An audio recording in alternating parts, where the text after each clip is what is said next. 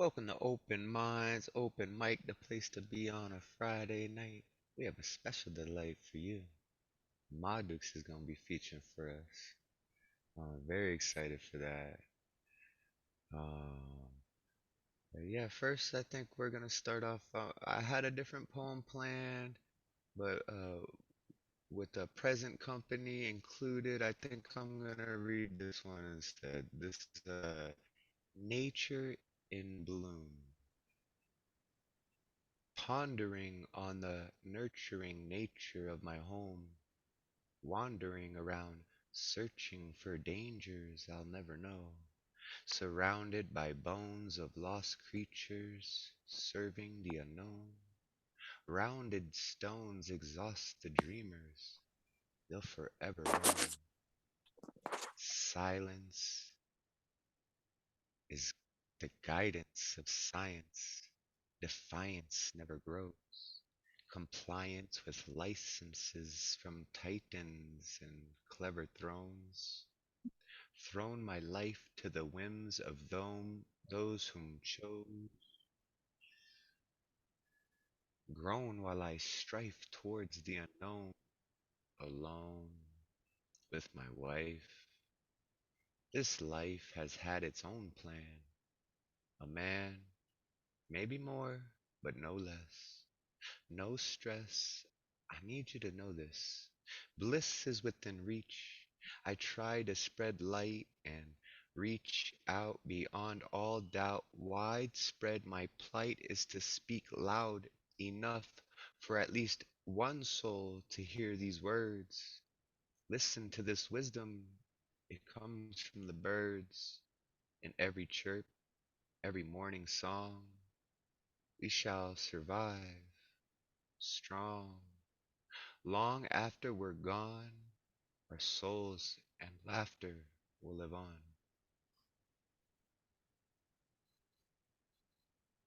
All right.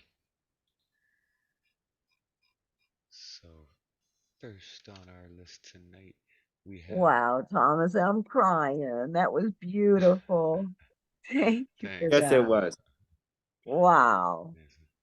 I All can't right. even.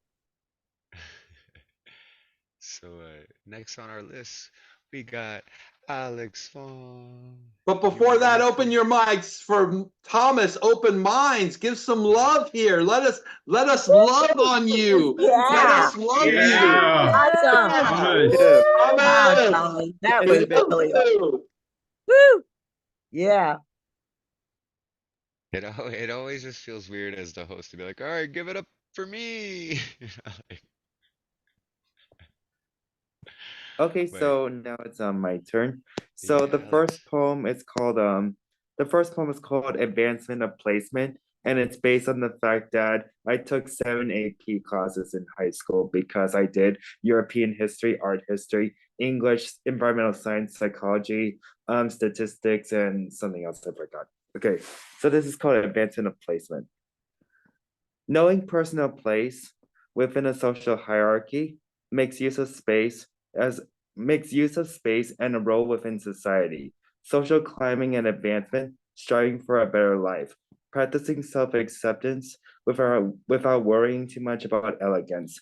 For speaking with eloquence reflects being intellectual, so live in a way that focuses on the fundamental so that overcoming the insurmountable truly is possible by daring to defy the seemingly impossible. Thank you. That was nice. I Yeah. like that. That was Awesome. good. Okay, It and was. the second poem is a Valentine's Day poem. So this is called Lovely Day, Isn't It?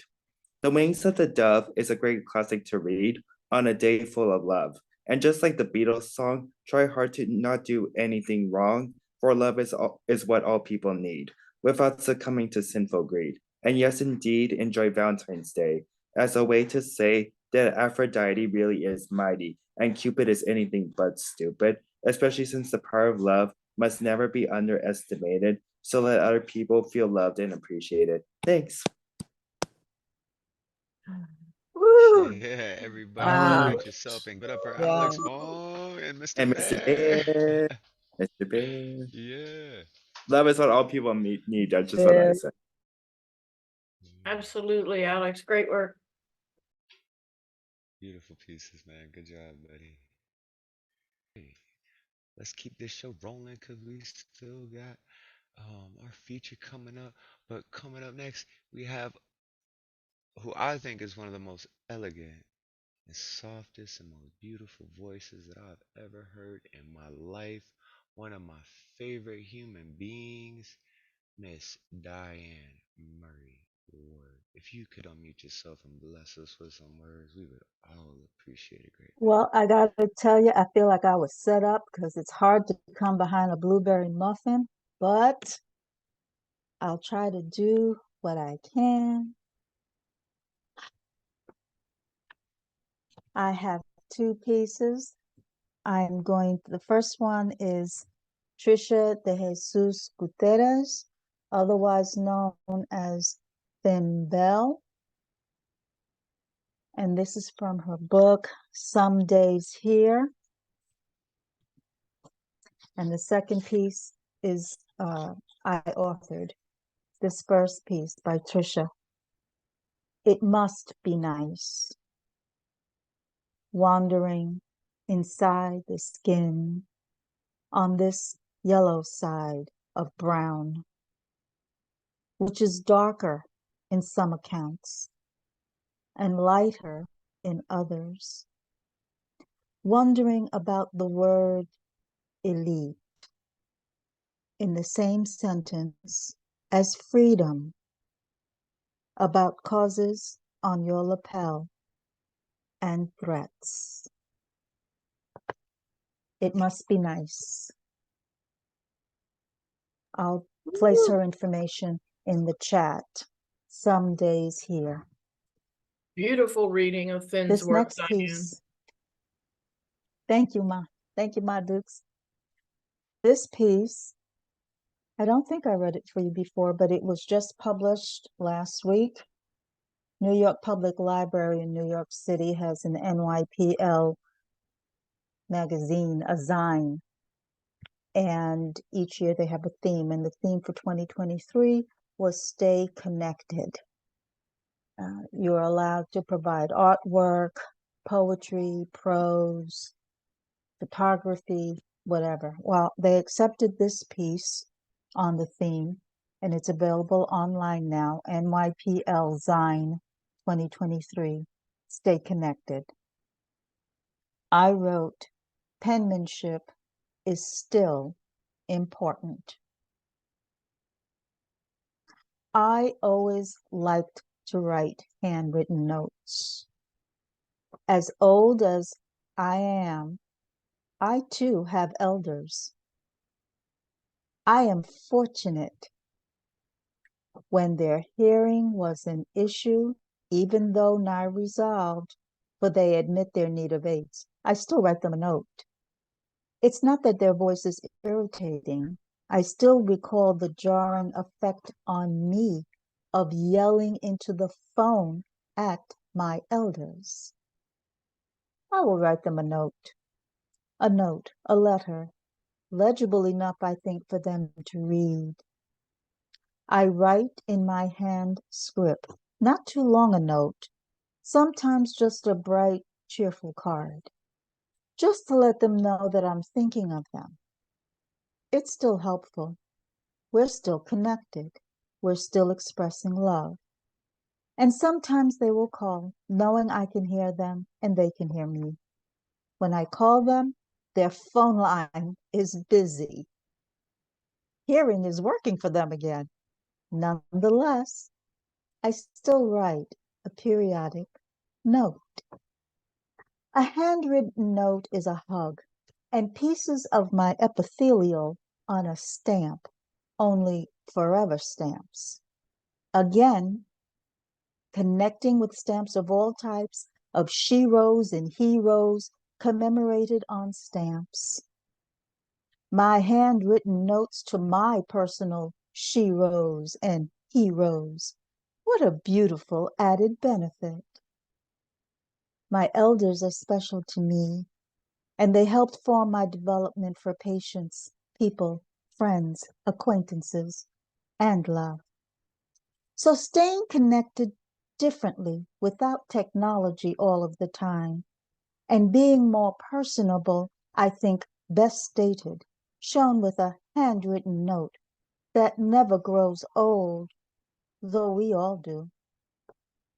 I know my note doesn't go to the cloud. It's read perhaps by eyes becoming clouded with tears, not necessarily glaucoma or cataract, thank God. I can still gift in their mailbox a surprise they now, I think, expect occasionally.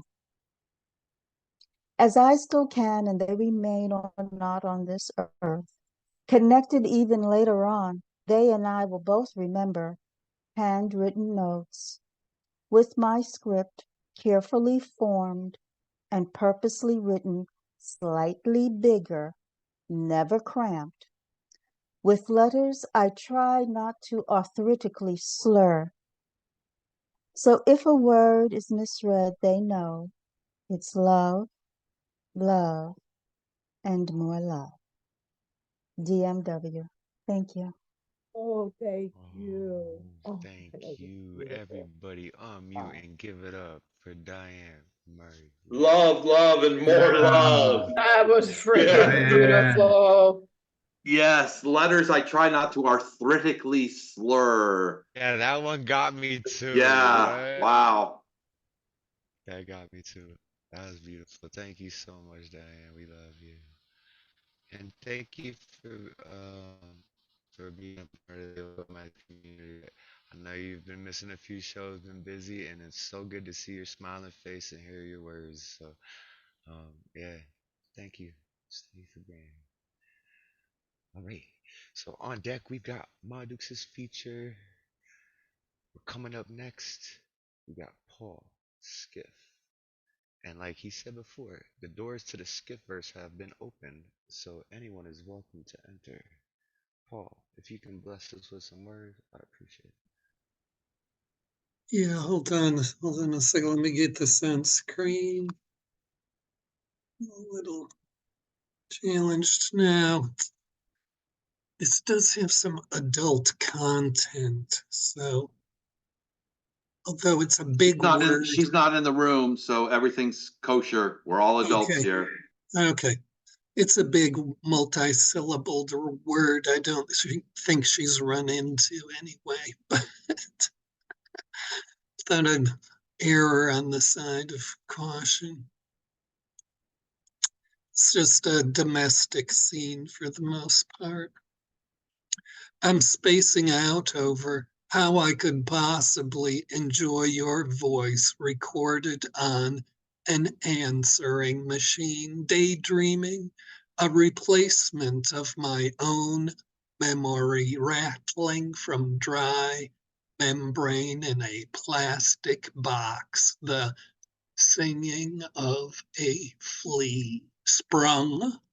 She got angry and fled upstairs out on the roof, staying there until 3 a.m. in a steady rain. She came back down while I was asleep and poured drinking water on my head as a kind of farce justice. Then, trying to lose even more, she went in the bathroom to run a bath. She got in with conciliatory tone. She called out that if I came in too, she would forgive me. I said it is more fun not to be forgiven.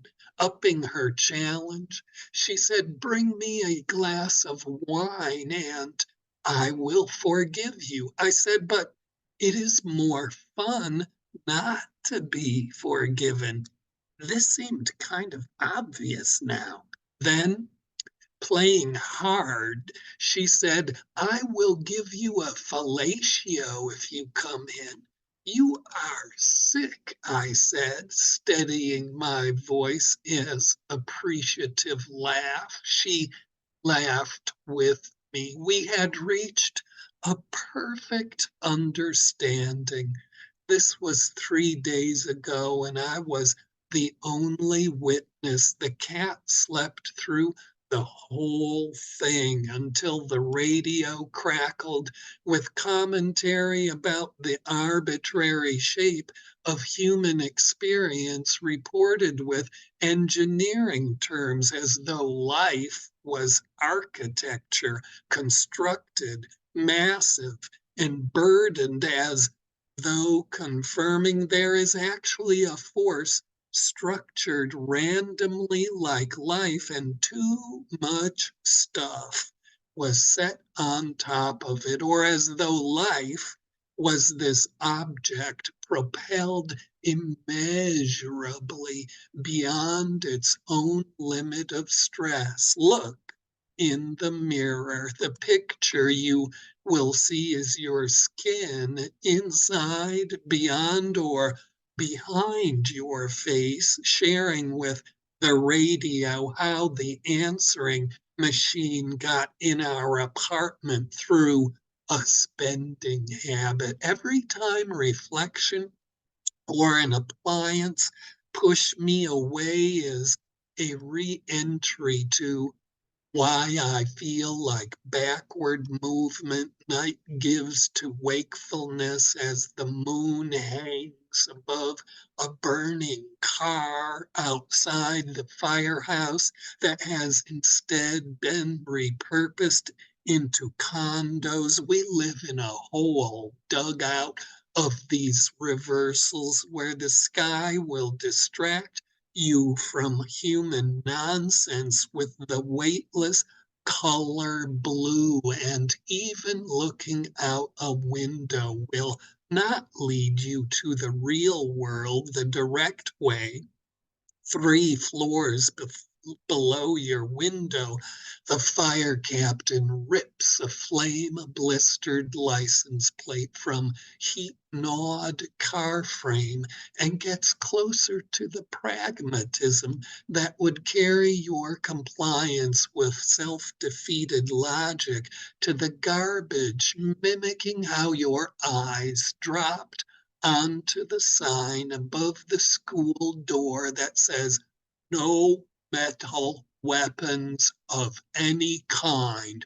Take a walk over there and look. The announcement that says, "Put something on top of me and eat it." You are a table upon which all these misfortunes gather. Don't worry. I feel a sense of responsibility about how you still act like I don't speak the same language as you or live on the same cognitive terrain. I will give you time to clean yourself off. I will go home abiding your mess to look for my friend Spider living among potted plants on the window sash. There I will assimilate another lesson in persistence. Humans have not grown tired of imitating insects. It is just their callow tributes to efficiency are over-organized by self-satisfaction. Now, the radio is gushing empty, unpragmatic forms of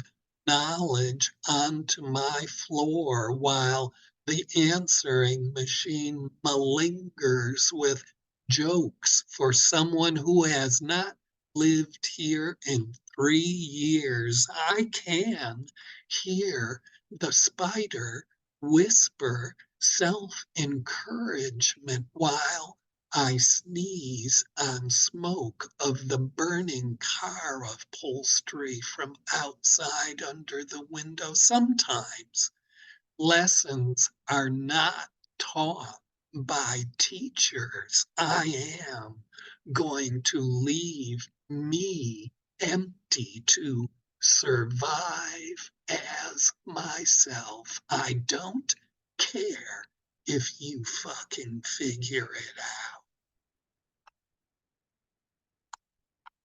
Woo. Oh, That wow. last line, I don't care. Nice. Fuck everybody. Oh, Yeah. spitting Give some it up for fire. Skiff. Oh, come on. Yeah, Paul, again. On my Friday night. A ride to your, oh my God, I'd love to be a fly on the wall of your brain. But you see CP, wait, I see skipping stanzas across the consciousness solar systems again.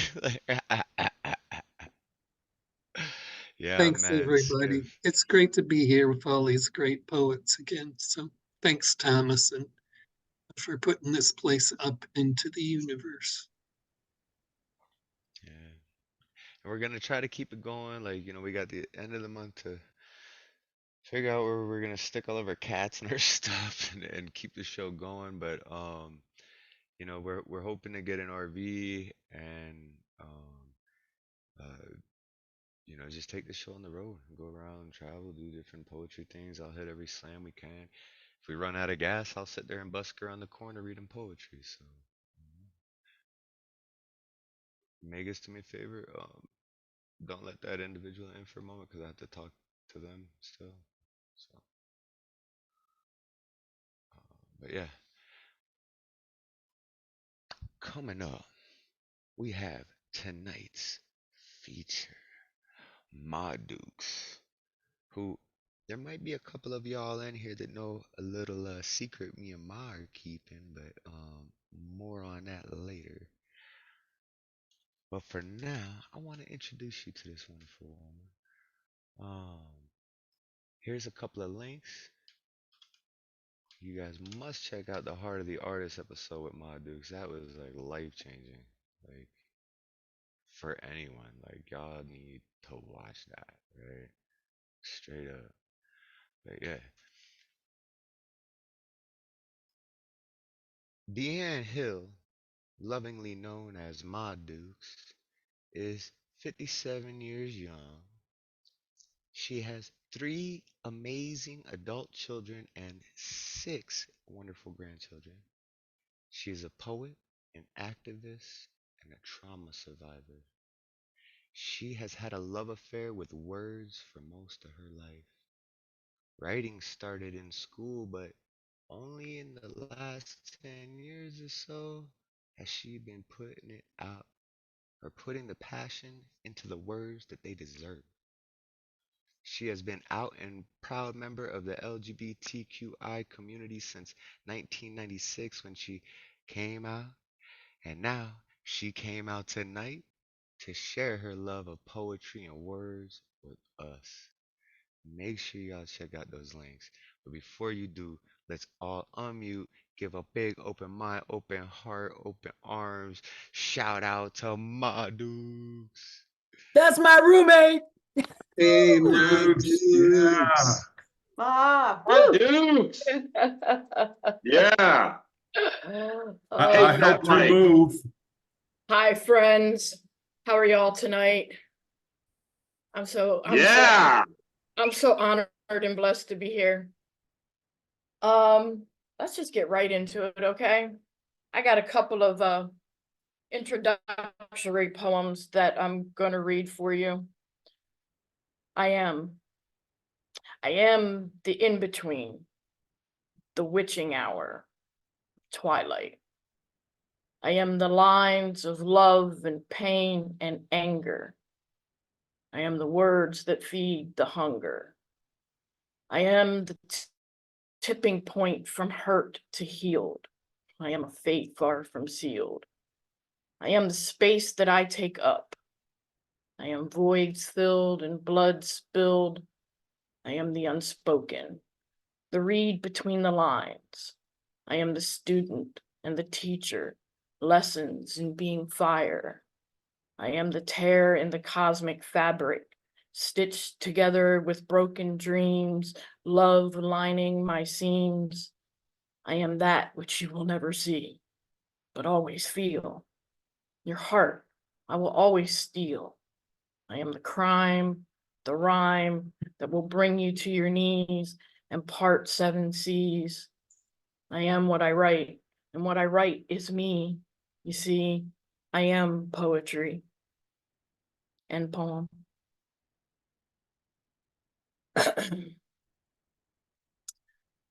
Let me tell you my name.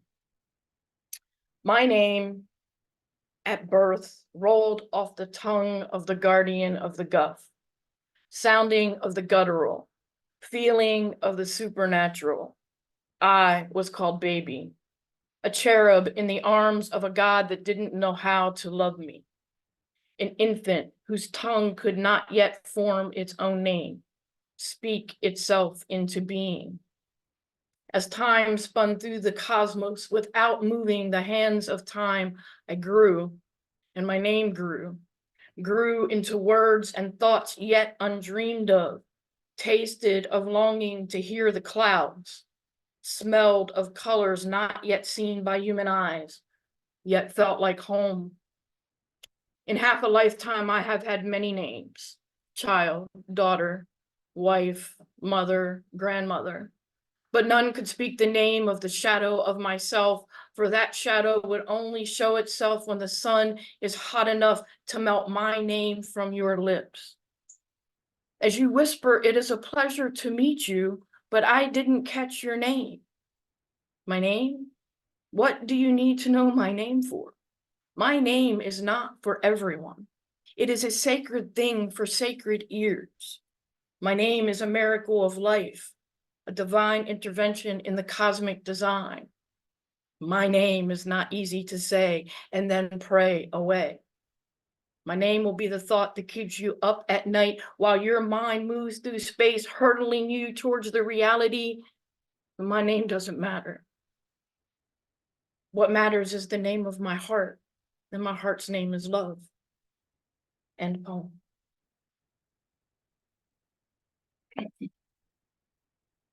And I have one more introductory poem. This is called The Road Home. The skin that enshrouds this spirit is the only home truly mine. Home can only be found where my heart is. Walls and roofs can be lost in the blink of an eye.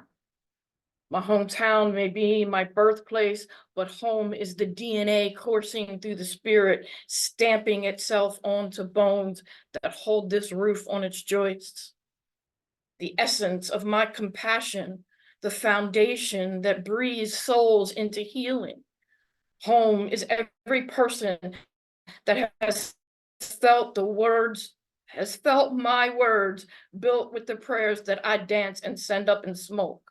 Home is the hearts that I've healed and broken. Home is the space my voice takes up with the words of my heart.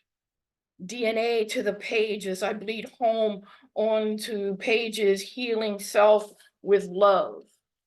It's simple, you see. My home is the sacred space made holy by a sweet acceptance of myself. My home is me. End poem. Ooh, yeah, that was beautiful. Thank Thank you. you. Thank you, thank you, thank Wow. you. Some of you may know from past, I have a poem called The 70s in which I use 70s song titles to make up the entire poem. I have wrote a sequel to that. Here we go. It was the 80s, a time of big hair and even bigger dreams, where the boys of summer proclaimed ain't nobody addicted to love, but an uptown girl swears that love will tear us apart. While West End girls say that having faith and living on a prayer lead to a feeling of the power of love. I found myself running up that hill to dance in the purple rain, because man, I love a rainy night. There's a careless whisper in the air tonight, and this heart of mine is beating frantically because you are always on my mind. And I can't help but think I'd love to lay you down because I can't get enough of you. Your body is an outlaw, and I have that loving feeling, that loving you feeling again. And that's all that matters. There is a 1 in a million chance that I will make Amarillo by morning, but I would drive all night long for a chance at holding back the years while listening to every breath you take. I want to dance with somebody. I want to know what love is. I want to break free and get to the living years. Because time after time, the man-eater that you are, your love was atomic, but I'm still standing. Relax. Here I go again with that look of love causing a chain reaction. It's true. I need you tonight, and I am never going to give you up. But even an Englishman in New York can see the karma chameleon that leads to old habits dying hard. When the going gets tough, the tough keep going. And that's just the way it is. Today is just another day in paradise, so I'm going home alone to drink me some red wine and listen to Radio Gaga. End poem.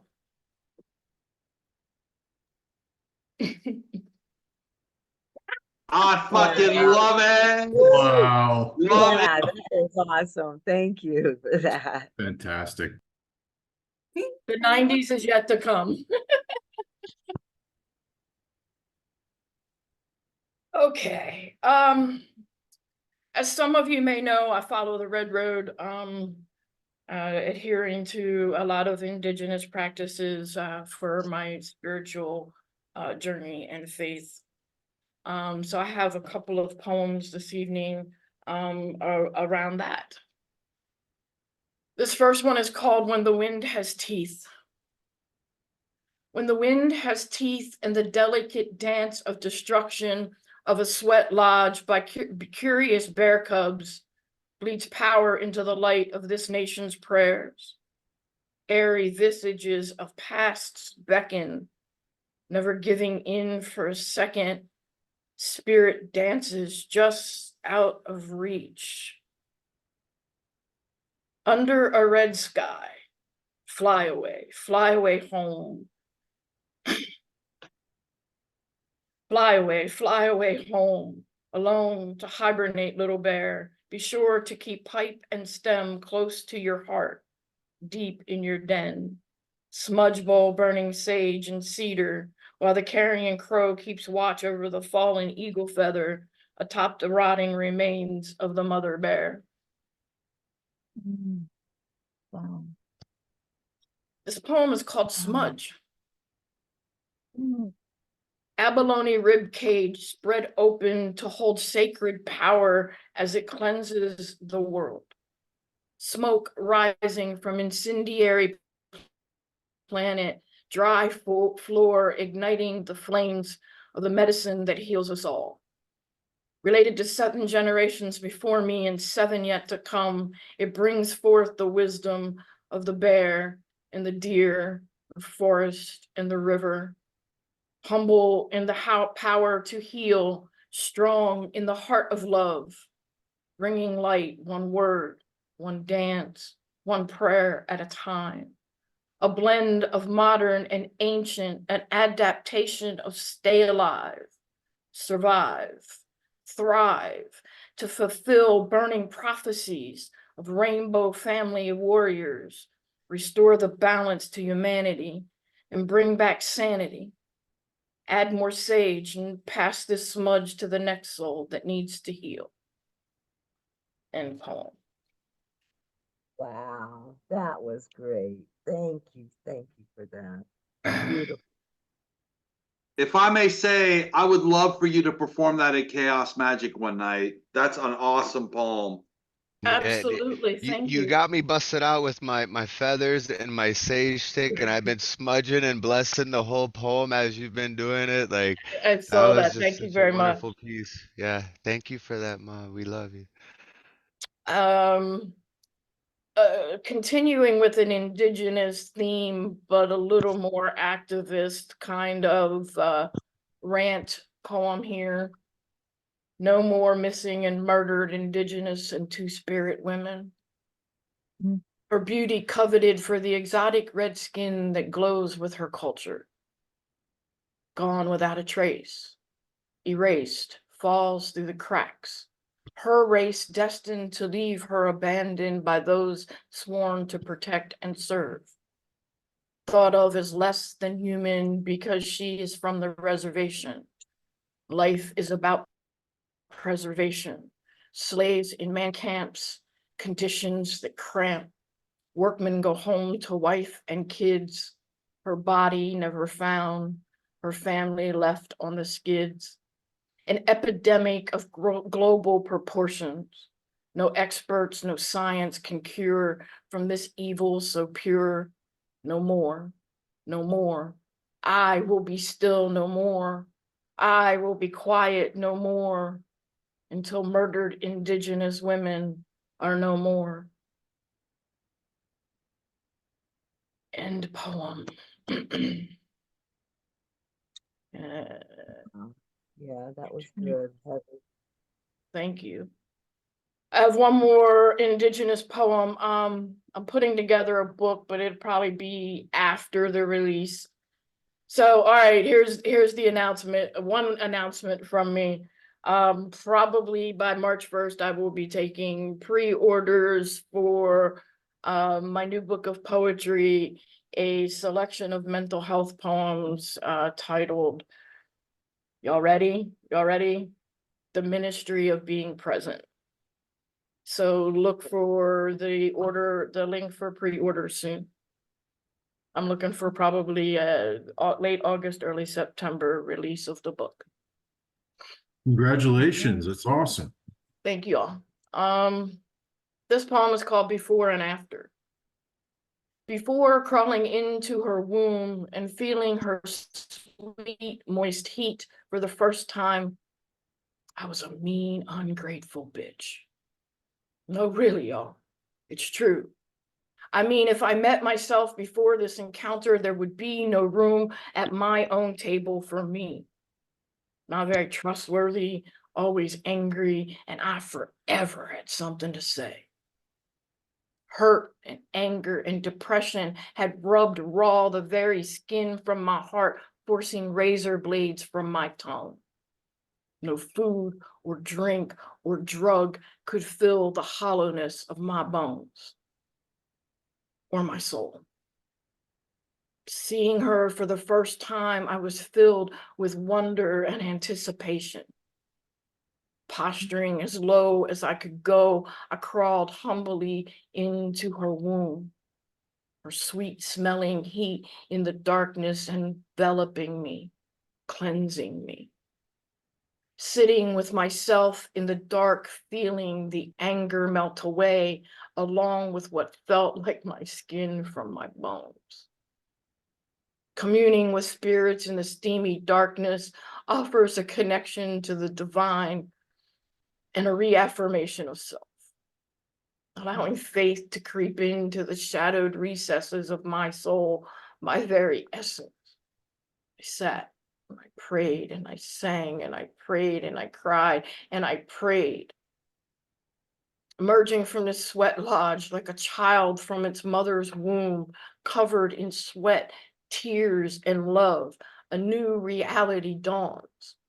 That this birth, this rebirth, is a waypoint in life. One direction taking me back the way I came, allowing droplets of myself to be collected as I bleed myself dry for the sake of acceptance. The other path leading me forward to an abundance of laughter and love and work to do, spreading light and love and healing. I do this with a newfound visceral knowledge that I am both blessed and blessing. End poem.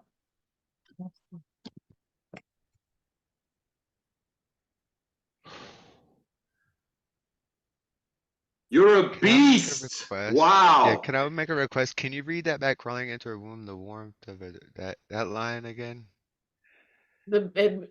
Crawling into her womb and feeling her sweet, moist heat for the first time, I was a mean, ungrateful bitch. Fuck, man. Ma, you so dope. That's fucking amazing. Thank you, thank you. Where is it? Where is it? I know it's here somewhere. Oh, I know where it is. So I'm going to use this poem as a little bit of a transition. This is kind of funny, kind of silly, and I don't think I've ever read it anywhere. It's called Boobs. Man, there's no better feeling than sliding my arms around one. Soft and curvy, squishy in all the right places. When you find yours, the one meant to be yours, theirs is the only one in the sea of faces. Toe curling touches, I must have fingers twitching strands of hair while favorite shows play on muted TVs. Shadows of love dancing on walls bathed in candlelight or TV glow. Burned dinner as hands and tongues and hearts intertwine in the moonlight. Sleepy bed smiles lead to reanimated dreams of forever. Partner in crime, serving a lifetime of love. Find the right woman and life becomes addition and multiplication of a quantum physical spiritual connection. The wrong woman brings subtraction and division to your life. Finding beauty and balance in a fiery soul and warm hearts are some of my favorite parts of Creator's greatest creation, women. And if all that wasn't enough, boobs. Need I say more? Yeah. Woo! Oh my, need you say Nice. yes? Say more. Just say Nice. boobs 3 more times, cause like yeah, like need I say more? Yo, I like that. That was great. That was Thank you. I think I'm going to go into some mental health stuff real quick. We'll do a few more and then I'll wrap it up.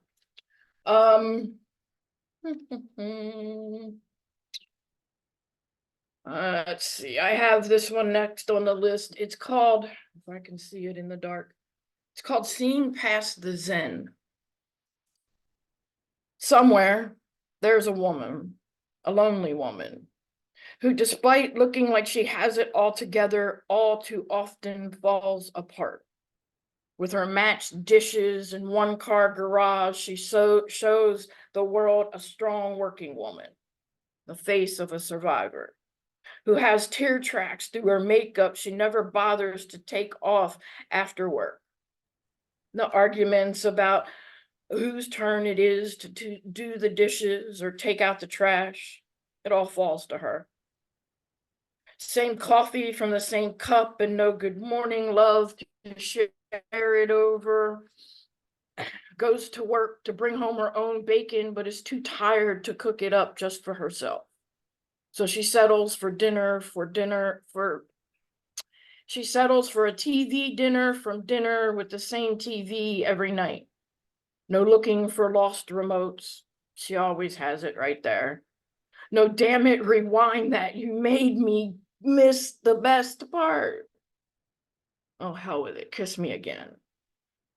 Just a hug, a pillow, and cry along with broken-hearted characters, all while she whiles away time until she lays down her head again. No tug of war over blankets, no intertwining of limbs and lips to lull her to sleep. Tomorrow, get up, do it all over again. To truly see her, you must peel back the layers of the Zen to reveal the hell she's really in. Thank you. That's going to bring me to speaking Braille. And I think y'all will really like the ending of this poem. I've been from zero to hero and back again. The road of life has taken me from scum of Skid Row to celebrated heights, only to drop me low once more. Slipping through the grime of survival, just trying to see tomorrow, and the better days are yet to come.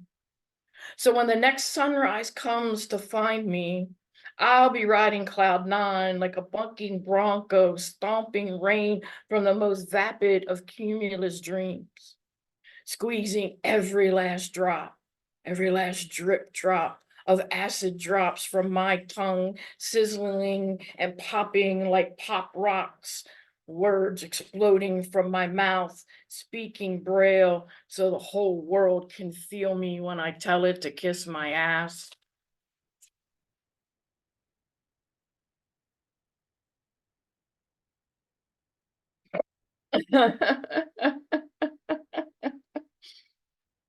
You know me so Alright. well. I got 3 more on the list. Is that okay, Thomas? We got time? Yo, we all here for you. It's your night, mama. Let's do this. Okay. This is a recent poem I've written. It's called Escape. My therapist says my fear is like a dungeon, and I imagine myself handcuffed in the dark, malnourished and alone, thirsting for a spark of life. I lift my head towards a tiny shaft of light from a broken window above and scream and scream. Fear and trauma have robbed me of my kingdom come, their will be done. Between the footprints in the snow that mark the trail from my escape are tiny droplets of my pain, glisten copper against the starkness of a fresh fallen snow. I run, barefoot, cold and shivering. I run and I keep going and going, away from the disappointment, disillusion of a mother who could only love me through the lens of her religion. While all of my life I was losing mine. Sleepwalking through the day to day, suddenly I stumbled on a road of red, marked clear by the ancestors, and landed on faith. And for the first time in my life, fear was afraid. Yo, them last few lines on those last couple of poems have been like knockout Tyson punches, yo. The first time fear was afraid. Oh. Thank you. That was from a Guerrilla Poets workshop a few weeks ago. Triggers. To each their own trigger. No two are the same. Some days positivity is a DIY project from Psychology Monthly. Instructions are in German. All the screws are Phillips, and I only have a flathead. Unable to form a thought that doesn't bear the weight of the destruction of mankind, or at least my part in it. Catastrophizing the lives of my world so that all that I am left with is emptiness. Escape from this hellish mindscape of anxiety-born terror. Hopeless. Hopeless as starting a fire with a wet match in a tornado. Personification of lack of control, lack of responsibility, lack of stability in an unstable world leads to shaky ground. Careful not to get ground up in the constant friction of the good and not so good daily war of attrition in my head. A war I may never win, but will never give up the battlefield of my brain. My heart, the spoils of the war. Emotions, wounded combatants navigating trauma wounds and trauma bonds, all the while battling the invasive thoughts that flood the cortex instead of dopamine. Cortisol pumping through veins where blood once flowed, hoping to find peace in a victory that will never come. End poem. And I think that's going to wrap it up. Thank you all very much for having me and letting me share some of myself with you all. Thank you. Thank you Wow. so much Thank for you. existing, Oh my for God. sharing with us. Everybody unmute yourself and give all the love you got for Madukes. Yeah. DeAnn Hill. Yeah. Cortisol flowing through Beautiful set. blood once flowed. Beautiful. Wow. Amazing. Damn. Such a great journey. Yeah, I really felt that last poem too. Wow. Thank you all very Wonderful much. job. And the And- 80s and the 80s music lyrics just inspired, like just love that poem. Thank you very much. I love how your sense of humor comes out in some of your poetry. Thank Even you. in the dark ones, you still get that Especially bit in the of dark like, ones. yeah, especially It in the makes dark it ones where you get safer, I that. think, to go to some of those harder places. Yeah, I'm sorry, Yeah. I didn't mean to interrupt. No, I'm trying to chat with you, man. I Yeah. totally Well, agree with you. thank you very much, everyone. And so there is an announcement. Thomas has offered to have offered his platform to have a new show. We are going to be doing, I think we're going to name it Rainbow Verses.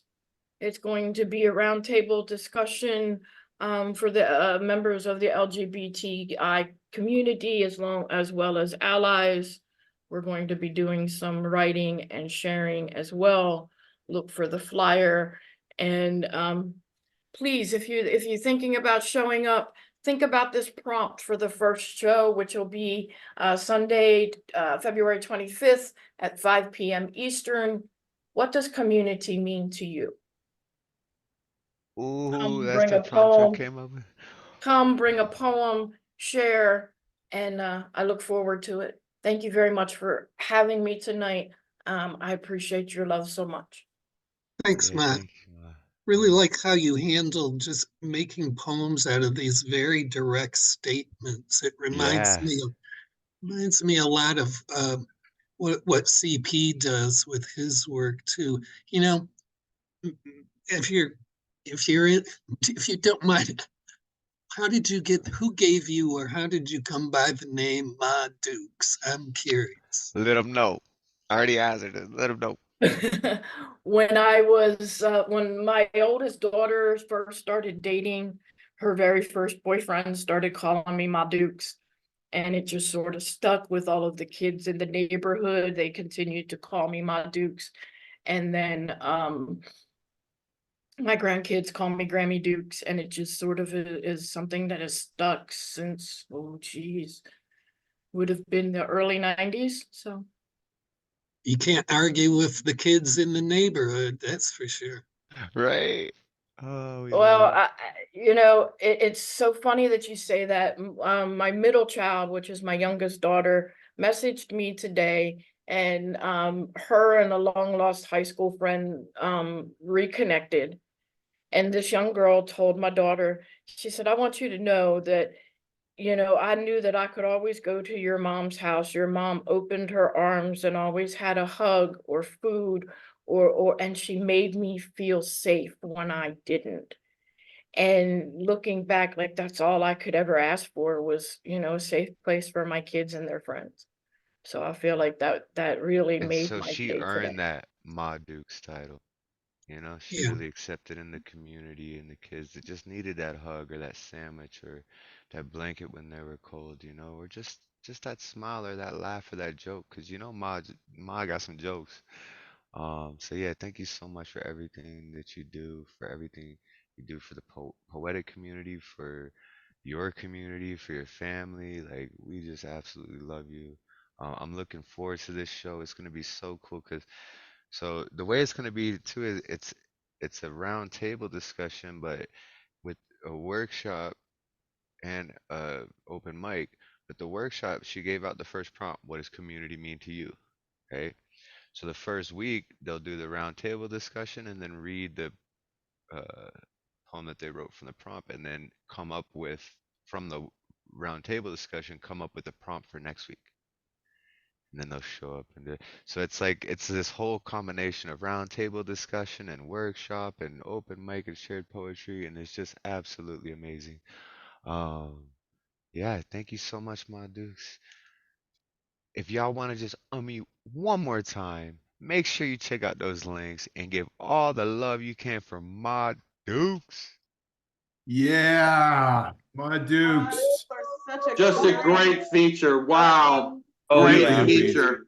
You are loved. Thank you so It's much. very Yeah. Thank you, Thank you. everyone. I appreciate you all. All right, so coming up next, we've got the host of Heart of the Artist, presented by Open Minds, here in this room every Tuesday, 5 p.m. Eastern. Check out the YouTube channel. We've got videos up there. Emily Cordes, I think, was last Tuesday. We had Shocky G. We've had Madukes. We've had Debby Segal was the first one. Like, who's next week? I forget even. There's so many great. Marianne Taft. Oh, that's right. Marianne Marianne Taft is Taft gonna on be next Tuesday. week. Yeah, that's right. Yes. Uh, so yeah, thank you so much. And I think you wanted to share screen because you had what did you call it? So I have two tonight. I have one that I'm going to read, and then I have what I called a podio. A It's a podio. Yeah, poem, a a poem poem video. video. It's a A podio. podio. I like that. Podio, I like right. that. I love my sniglets. Like I love making sniglets. So, but first, Madukes, that was like freaking fantastic. I love you. I adore you. And I cannot wait to see you this summer in Pennsylvania. I am going to the powwow with her to help support her journey on the Red Road. And I can't wait to do that. So I love you, man. That was boss, as always. So I'll read this one first, and then I'm going to share screen. This is called You Won't Forget Me. You left me 15 days before the 5th birthday of mine we would have shared. I'll probably never know what triggered your flight, but what I do know is that I have carved my place within you. From the moment we spoke, there was vibe. It nearly knocked me down, but you picked me up and poured passion into me with an intensity I had only dreamed of before I met you. I've recorded that voyage in my history, given homage to what we meant to each other, but you've been running away scared, pretending you weren't wishing for me ever since you left. 5 years. 5 years. And the difference between us is that I never hid the way my soul blended with yours. I scared the fuck out of you because you knew I gave you something you never had before. And I know why you pulled away. I don't need you to say it because I mapped you 5 years ago when I was yours. And I transfused you into myself, and you absorbed me into your skin. So now you've left. I'll always love you. And yeah, I'm hurting. I am bereft. But you will never experience a love like mine because I gave you every cell of my body, every ounce of passion in my heart, every bit of energy. I gave you me. Pressed my chakras against yours and said your name as a prayer against your mouth as we floated in the ecstasy of stolen time. I will never forget you, and you will never escape the tattoo of my name on your heart. Whisper. Okay, so I'm going to share screen. So Nemo, help me here. I was concerned that this could possibly trigger some people. This is a poem video. And it's meant to be very disturbing. It makes my anxiety rise watching it. It's kind of the combination of the music I used and the way I used my voice. Nemo, help me. How do I describe? I think you got it pretty much. Yeah, it can be a bit strong, intense. So yeah. So if in the middle of it, you're just like, okay, this is too much, you know, remove yourself from it. If you can't take it, just take your headphones off. Or yeah. mute. Okay, so I'm going to share screen here. And it starts right away. So just here we go.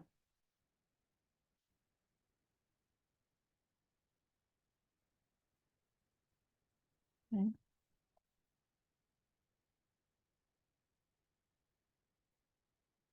You said you'd always be here. I can't believe you're done. You hit eject. You've gone. I'm left. Person, endless blinking. Can't breathe. Don't have function. Program not responding is hung. My script hung. Flipping through my head. Images flipping through my head. Images collide. Can't concentrate. Nothing worth data. Debug. Processing the emotion. My dot exe is FKB. Just like last time, you left me to fall. Staff error, bad recursive call. Shut down.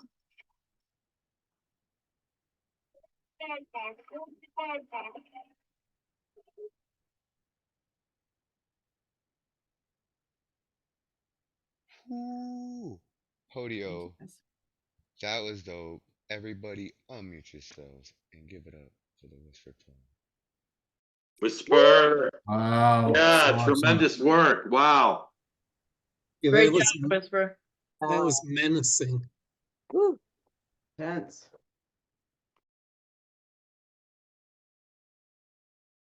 And again, thank you for everything that you do too for Open Minds and the Heart of the Artist show and everything. Y'all check out that Madukes interview.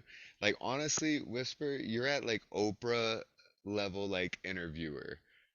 Like every show, like and from show one, like I remember on the test runs we were even doing like just messing around. Like I need to learn from you because I'm gonna start recording podcasts soon, and so I want to either try to interview you or have you interview me so I can learn from you because you're just amazing at it, and we love everything you're doing with Heart of the Artist. It's just it's beautiful stuff, beautiful stuff. Well, thank you. I really appreciate that. It's been amazing. It's been so much fun. And it started with Debbie, who was so incredibly generous and set the tone for the entire thing, because from that interview with her, I decided that I was not going to do scripted questions. I was just going to try to vibe with the person and see where that flow took us. And then it went to Madukes next and has just gone on from there. And it's just been beautiful. And Terri is on our roster. I'm sorry, Terri, I can't recall exactly which date, but we're scheduled. You're We're booked how scheduled all far the in way. advance? You got We're scheduled all the way through April. And so Diane, I think you and I have spoken about getting you on the show. I definitely want to have you and see like just some amazing, amazing women. And I am so honored to be able to have conversations and allow these women to show sides of themselves that they've not been able to share before, and also share their social justice causes, their charities that they support. I feel like that Open Minds, Open Mic allows that footprint that they are making in the world to be just a little bit bigger by allowing them to give voice to that. So it's an amazing privilege and it's so much fun. So yeah, thank you to you and Catalyst for giving us that space. And thank you guys. Thank you for allowing me to do my little experimental podio. I love it. You gotta make more of those for sure. And yeah, y'all need to go check out Heart of the Artist if you haven't already. I'll post a link here in a second, but let me get this next artist introduced. Cause coming up next, we've got my brother who, yo. So I know on Mondays I've been covering Aesop Rock like every week, right? Cause I figure if I can master an Aesop Rock song each week, like like I'll get that lung capacity, that enunciation, that tongue skill. Like I'll be able to rip it, right? And the only person who really recognized each one and who really like seemed to be on the same vibe was Nemo. He's like, yo, Ian's the shit. And like, he's like, what? Like, you smashed that Ace. Like, only Tom could cover Ace out, right? Like, and so uh, I was thinking about doing Pigeons from his new album. I don't know if you've heard it yet, Nemo, but it's a very difficult song. It sounds easy, but like, oh my goodness, like the vocabulary and vernacular he uses in it, he makes it seem easy, right? But so instead, this week, Is I'm gonna that the one cover where he one of talks Nemo's. about knowing all the crows by their first name, No, that's their the other one. surname? I did that one. I did that one Okay, already. okay, yeah. Okay. No, this is I like drawing pigeons. People seem to feed them. I forget it already. I can't. It's a hard one. It's off the new album, but yeah, I'm gonna actually cover a Nemo poem on Monday, and I'm really excited for that because I heard him read this the other day, and I was just like, what the fuck? Like, can I read that on Monday? And he's like, yeah, here's the lyrics. I was like, fuck yeah, like, so I'm excited for that. But yeah, Nemo, brother, if you could bless us with some art, I would appreciate it. Absolutely. I'm looking forward to that, Thomas. Once again, I'd just like to say, Madukes, you absolutely knocked it out of the park. Incredible set. I'm going to do a sequence of 6 micro poems. And I'm going to start it with a poem that I, for a long time, ended with. We'll see where we go from there. He has so much potential, they said. If only he would apply himself. But I didn't. Books stayed closed. And I played imaginary games with imaginary friends whose mothers waved from imaginary porches. I wish I could have defied my parents all along, but there was so much shame and too much doubt. So many times my face burned at their disappointment, my head bowed by their guilt. I learned to fight myself, learned to hate the dreamer who looked out the window instead of working, foreshadowing the day I would stare into the distance, an unmarked test in front of me, pinned down, heartbroken, the day after my father left for good. My anonymity became my refuge. Odysseus said it to save his life. When he got home, he killed everyone. I say it to save my dignity. There is no one who calls me son. Someday, somebody maybe. For now, I am no one. Waking in a crater again, I have to ask myself, was the velocity mine? Did I choose this trajectory? Was the crash my fault or the result of inevitable vectors carved into the face of the universe? For 20 years, I sat at the stoplight near my home, watching the leaves change and the trees turn into forests of pharmacies, always turning left, blinker clicking on and off, and watching clouds while waiting. Now I go straight through the light and silence, driving home and away from where my heart is. I got blown free by the explosion of another family. Or maybe I was cast out far enough, but the place I lived is only a speck in the distance. Or maybe that's a tree. I never wanted to be cold again, walking these empty streets. I never thought I'd be standing on the wrong side of the glass again, looking in to what it must be like to be together. I can't be nobody forever. I can't find the light while I'm hiding, living in the crater of my once upon a time. Flames shine on metal as broken wings unfold. Bombs bursting above, the garbage phoenix seeks the sky. Thank you. Garbage Phoenix seeks the sky. Everybody unmute yourselves and give it up for Nemo Sum. Yeah, Nemo Sum! Yeah. Garbage Phoenix seeks the sky. Beautifully devastating as always. As always. I fucking love you, brother. That hit me so hard I can't even fucking talk. Like you knocked the wind out of Whisper Poet. She can't even talk now. She's just stuck in a whisper. Oh, Nemo, was... your work never fails to do two things: both bring me to my knees and then make me stand up again. Right? It's just so relatable, so powerful. You know me. Beyond being friends, I'm just such a big fan of your work. Thank you. That means a whole hell of a lot coming from a poet as fire as you are.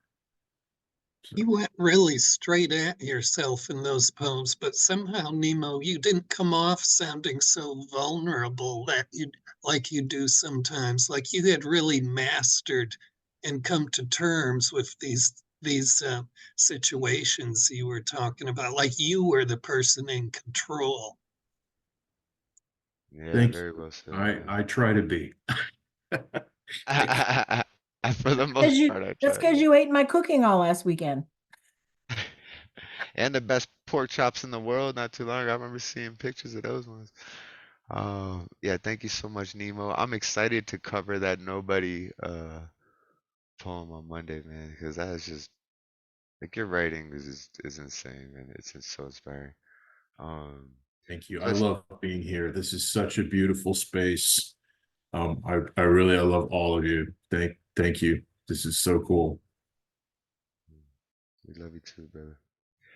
All right, so coming up next, we got Cee Santos if she wants to read. If not, um, we'll pass it. But I always like keeping people on the list just in case they want to read. Cause look, I see her face now. Maybe she want to read.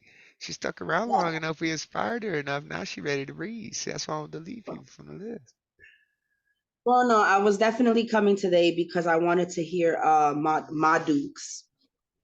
So yes, I was definitely coming today. I was just not expecting to read, but yes, I am inspired to read. They're just gonna be extremely super duper duper old poems from literally like 2015 and such.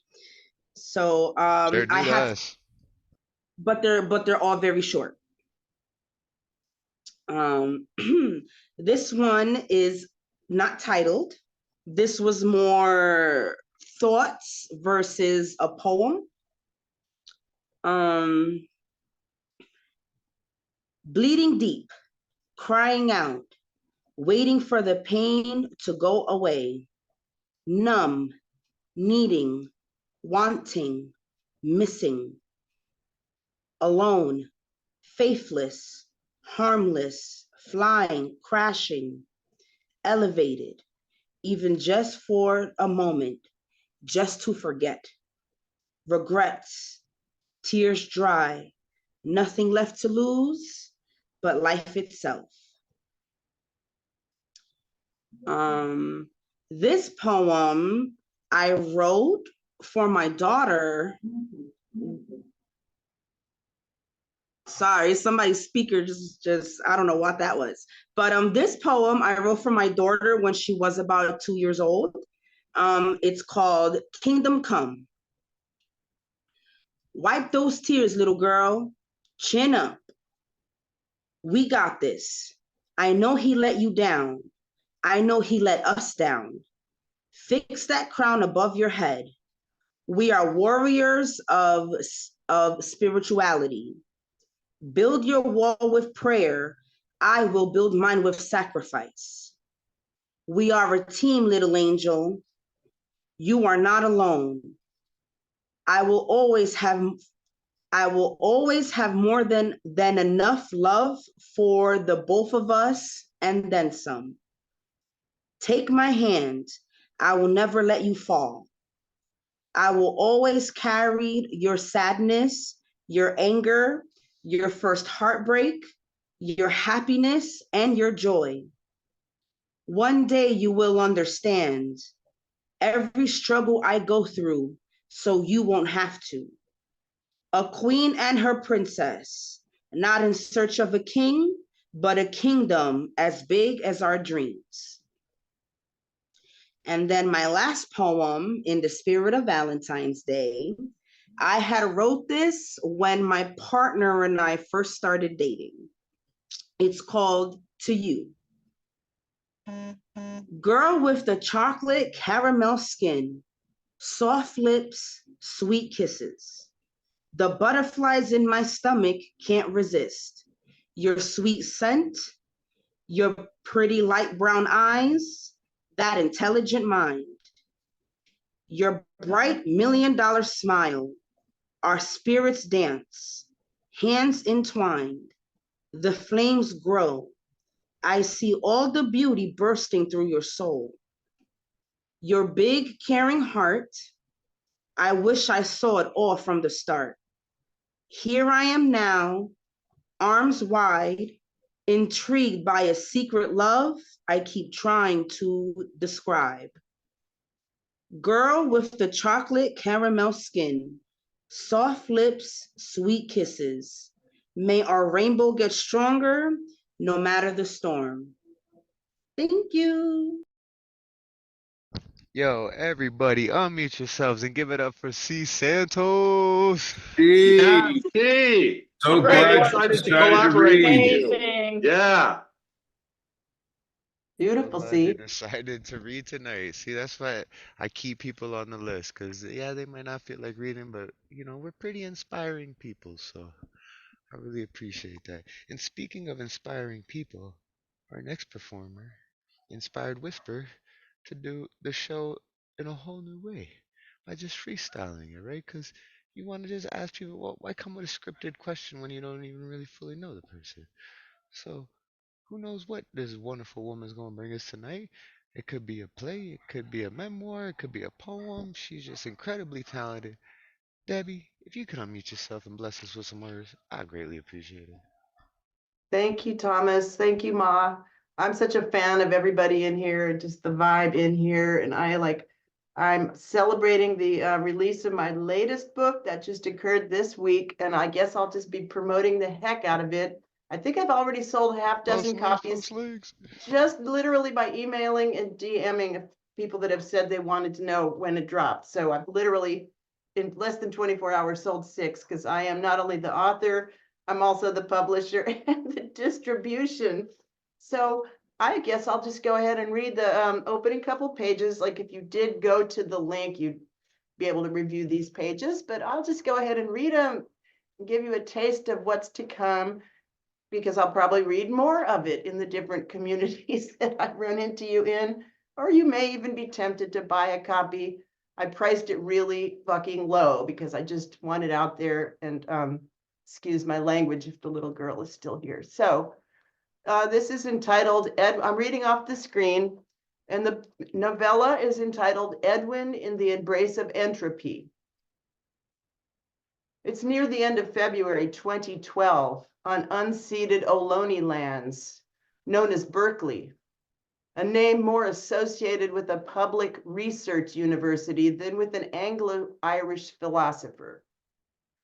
Barbara Ann Dunn, a middle-aged anthropology department librarian in red high-top sneakers, shivers in the twilight in front of the Dr. Martin Luther King Jr. Student Union, people watching after work. On a bench across from her is a bizarre old man wearing a French beret and beaver coat, preaching to half a dozen juggalos sprawled on the grass around him. Not often you see people wearing fur in Berkeley. She wipes her round tortoise-shell eyeglasses and puts them back on. A juggalo she knows is coming out of a grove in the heart of campus, walking her way. Ninja Patches and Barb broke the ice that summer she volunteered at the free clinic. He used to beg with a cardboard sign saying, "Spare change for threads." She's given him money here and there over the past year. He sews rhinestones and flower appliques on his baggy cowboy-style suit. "What's up, sis? Want to pitch in for a bag of shrooms?" Barb's been asking around on Telegraph. His eyes flash from under grease-painted lids, and he grins. Barb pulls a 20 from her wallet. Hell yes. She puts the bill down between them. "I don't want to microdose, mind you, but I don't need a hero's journey either." "You a cop?" he asks. "Nope, bro, a librarian." She looks up at him and shakes her head. He picks up the 20 and lopes toward People's Park, a few blocks south. "I shall return." A damp breeze blows and the humidity makes 60 feel like 50 degrees. She buttons her cotton blazer's collar up to her chin and looks at her watch. She glances over at the old guy in the fur and beret, coveting his coat and hat. The group of young people in grease paint and baggy clothes are hanging on his every word. Barb takes fingerless gloves from her canvas book bag and pulls them on, a gift from her kid. 14 years ago, Barb opened a Mother's Day present from her 6th grader, April Nadine. Rainbow fingerless gloves and a rainbow ashtray she'd made in ceramics class. That awesome kid. I'm glad I had that baby. Here comes a guy who looks like someone's grown kid. He's about 5'10" tall with wild eyes, high cheekbones, a button nose, and a teenage smirk. His auburn hair is loose down below his shoulders. He wears a pink backpack with an image of Tinkerbell on it. Hey, pretty lady, spare a smoke? His voice is cartoon-like. Okay, spare a coat? Barb digs in her bag for cigarettes. He opens his backpack and pulls out a colorful cotton hooded jacket. Here you go. His wide eyes sparkle. She can't see where his pupil ends and his iris begins. I was kidding, but thanks. She puts on the hoodie and holds out 2 packs, American Spirits and Sherman's. He lights one of each brand, handing her the slender brown Sherman. By the way, I don't have bugs, but generally don't borrow clothes from street people as a rule. He has the slightest lisp. Good to know. I mean, that you don't have bugs. That would suck for you. Hey, this is keeping me nice and warm. I'm grateful. Grateful Dead, he riffs. Dead Kennedys, she deadpans. They laugh and smoke together. She sits down. It was 70 degrees when I left for work. I was planning to go straight home, but what do they say about well-laid plans? Don't go straight, stay wavy, he laughs. And I'll end there.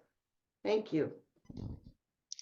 Yo, buy that book. That was Oh, I'll so drop the dope. link in the Yeah, chat. Yeah, put drop the, the link. please Thank put the you. link in there. I'd love to buy the book. Yes, Debbie. Yes, definitely put the link. Everybody Yeah, give it up for Debbie. Debby Segal. Yeah, Grateful Dead, Dead Kennedys. Yeah. Yeah. That's the tip of the Debbie. iceberg. It's, you know, buy the book. It'll be a very enjoyable, brief hour, and it's short and cheap.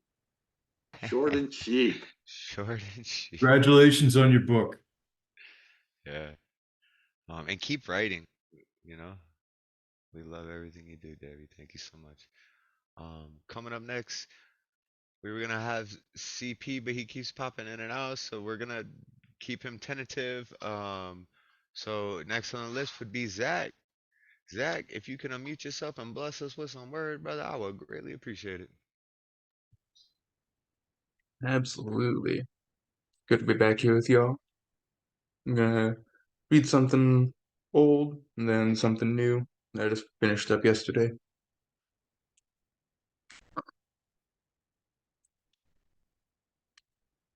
A Renaissance man of self-destruction, watching people who truly cared slip through my tattooed fingers, and I only opened the door of my mind while putting the rest of me in a glass case I refused to break, especially in an emergency, and snug off to my hermit's tower so I can play whack-a-mole with happiness, an addict in recovery who dons robes of purifying flame. I will never be the same. Thank Goddess. I'll be riding my hobby horse side saddle towards backward sunsets while blowing a kiss to the past I left behind. And I'll still clutch the cliches of existence right next to the rose on my chest. Something so basic, attached to a priceless treasure. I spent too many years circling this track. Marks on a page will become my new scratched up mirror, clear of residue. While staring back is someone I once called Square, shining like the tinfoil I once got too familiar with. My concrete wings got smashed into angel dust, and I still lined them up, 'cause old habits die hard. But I have to say goodbye to that sky. Let my roots dig deep in the rich soil of potential, bending with the winds of normalcy, dancing like a willow. But you'll never catch me weeping. I do that shit in private. After diving headfirst into a pool not yet ready for my commitment, climb up 6 feet from the bottom of my heart, again, smiling, simply grateful to greet another day, which is something I never thought I'd say. I'm still dreaming of that sky. And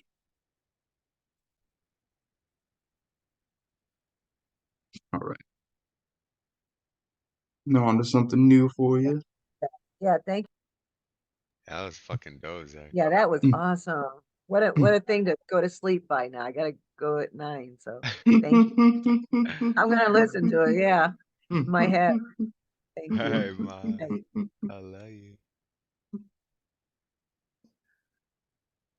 I want to be a rock, with waves crashing upon me, while you perch atop, singing your siren song, luring the weak of will to the darkened deep, and at least that way I can still hold you. While you follow your heart's desire, I'll watch as you drag them below the surface, and you hit the rewind button on fishing, cast out a sonic line with love and beauty as a lure, and while they choke on salty water, gasping for breath, the seagulls, urchins, and I will cheer you on. Hallelujah, another successful catch. That fantasy crumbles and erodes, just like the rock of I, and cold mist of reality brings me back to the deck I stand upon, while watching crewmates dive overboard to their demise. I take a deep breath of the sea breeze, and the ocean has a piece of my heart, but my life and love is on land. And Thank you for that, Zach. Everybody, unmute yourself and give it up for Zach, man. Yes, Zach. Yeah. Yeah, yes. Old habits do die hard, brother. I know. Mm. Oh yeah. Oh yeah. The foil, well, I got that Mhm. reference. Mhm. I appreciate you. Thank you. Yeah.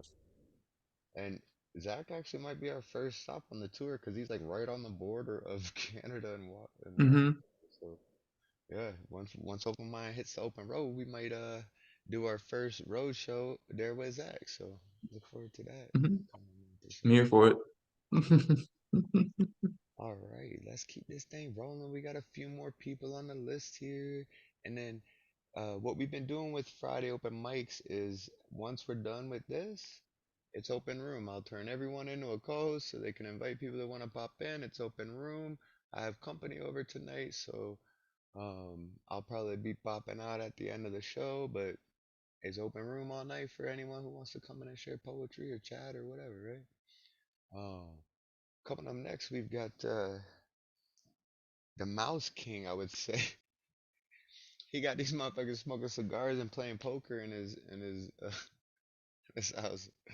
Um, my brother, I love this man so much. Frogg Corpse.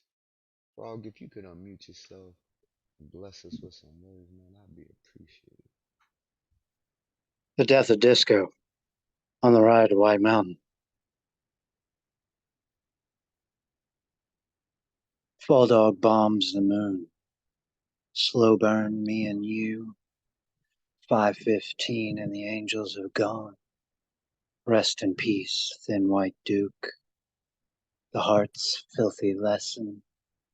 Draping new skeletons. Oh mama, come back. The borders have weakened. Station to station. Major Tom feels frustrated. A heathen one outside, 'cause he's afraid of Americans. Sequins on TV, diamonds and LSD, cocaine kings on a drive-in silver screen, playing with titties in Suffragette City. Got a really good thing going. That China girl pretty, so low with the sorrow, watching golden years go. The man who sold the world bought 8 or 9 more. Got one more. Letters of sky. An aeon of stars, devoured by void. Letters scream along sky. They lingered of you, spilling their message. A glimmer of our goodbye, and a parting gleam of woeful lust, streaming satellite dusted cries, signaling the rueful space of light-year waves, broadcasting from radio eyes. Farewell to you, from where we hailed, in the zones beyond the pines. Mission Control can't send us home. We're on air with space and time. Thank you.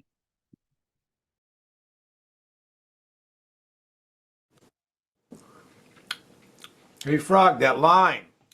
We had a line in there about more worlds. What was that? What was that line?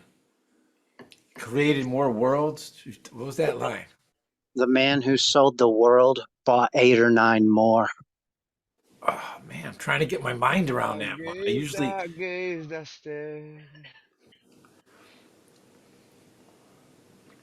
usually absorb your stuff well. Give me a little insight on that one. The man who bought 8 or 9 more worlds. I probably need to read it. That's the whole thing about your work is like, the page is rich. Basically, since that was a David Bowie piece, got it. In essence, a man who sold the world could afford to buy the rest of the fucking Milky Way galaxy. I could have sworn it was a Bowie reference, but I didn't know for sure. I don't want to like him. Yeah, the man who sold the world. That was the film. One of the films he made. Yeah, or the man who fell. That's the man who fell to earth. The man who sold the world is an album. Yep. And then there was a song too covered by Nirvana, and I think that's one of my favorite live performances is Nirvana on MTV Unplugged playing The Man Who Sold the World. The solo in that video is just absolutely transcendent. Thank you so much for those pieces, Frog. We love you, brother. Thank you. Woohoo! Frog. Coming up next, we got Terri Rose. Terri, if you could bless us with some words, I'd appreciate.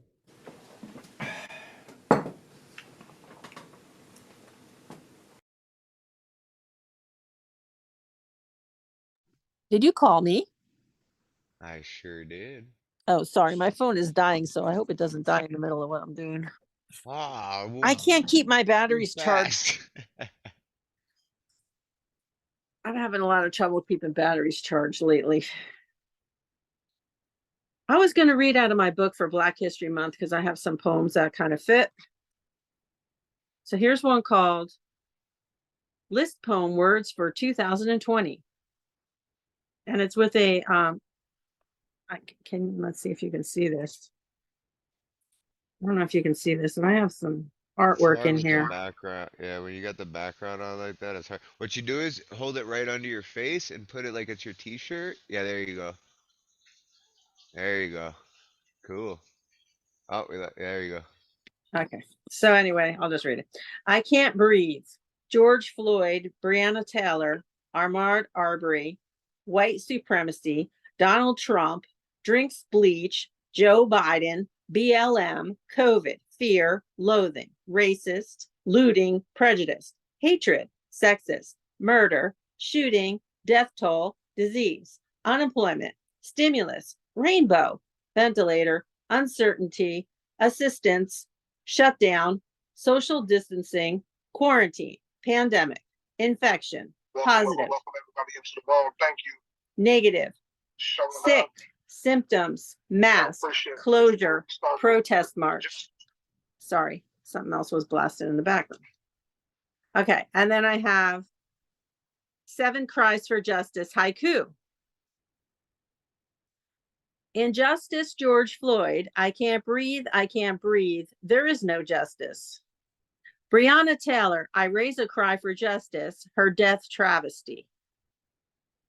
Murdered while sleeping. No defense, no protection. Breaking into homes. No Miranda rights. Shoot first, ask questions later. Gunfights, no insights.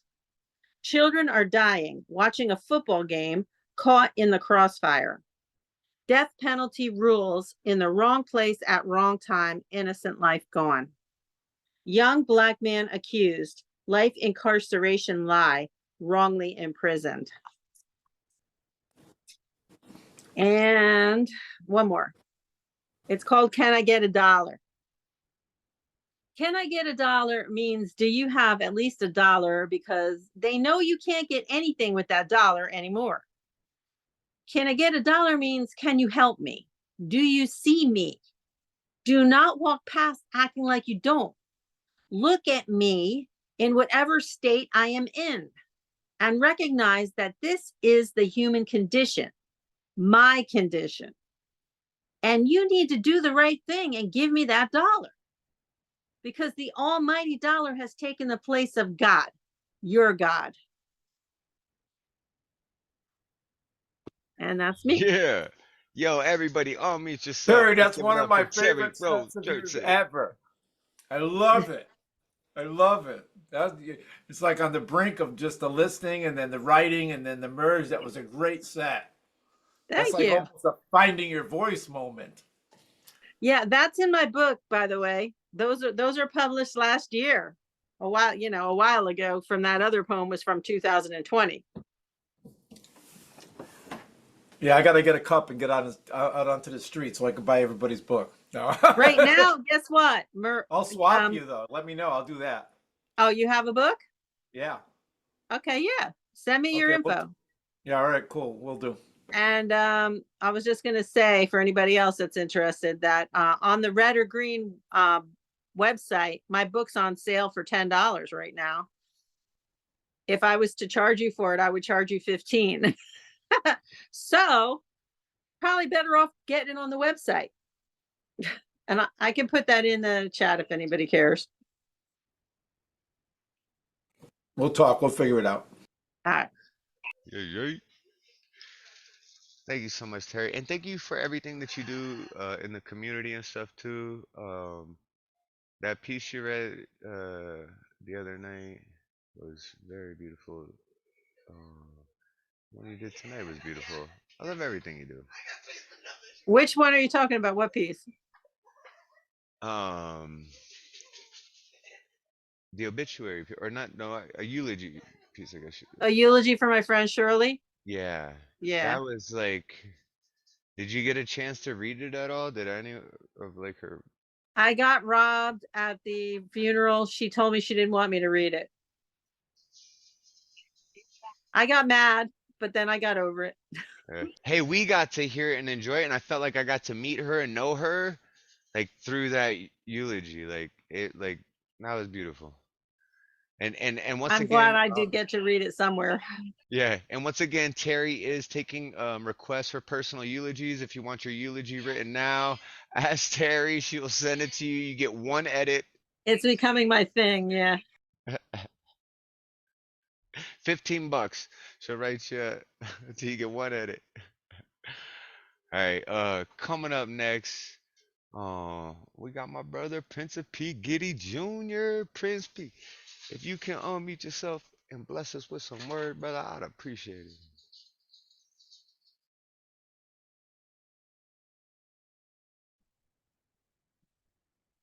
Hello.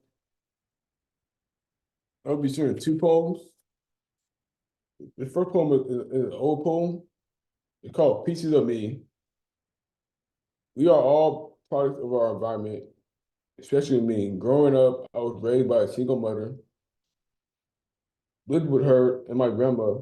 During my time on earth, I've been surrounded by women. First the babysitters, and then the 2 women at home.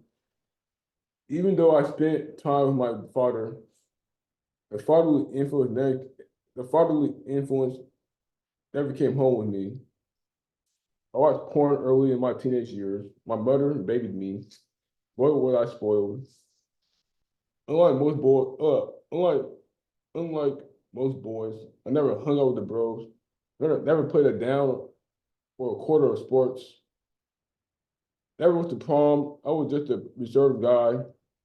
What if this all never happened? That's the first one. The next one is the new one. God killed the ego before I was born. Like Legos, I built a wall around a torn stone made from broken pieces. I humbly proclaim to be humble. Sunlight muttered, so humble. My heart rumbles, teary eyes, being dyed by sadness.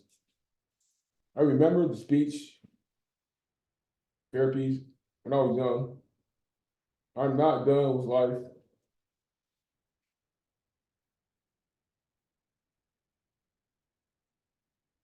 I stuttered, so I remain humble. Even I stumble at times. I was in special ed in school, killed the ego.